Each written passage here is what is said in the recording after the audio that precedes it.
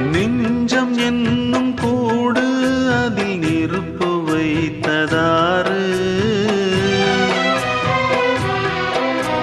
துன்பம் வந்த போதும் அதை துடைப்பதிங்கு யாரு?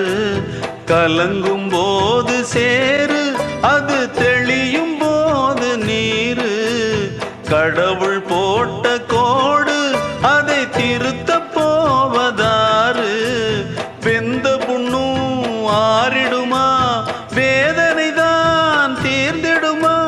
விண்ணுக்கும் மண்ணுக்கும் சம்பந்தம் உண்டுன்னு சொன்னது யாரு?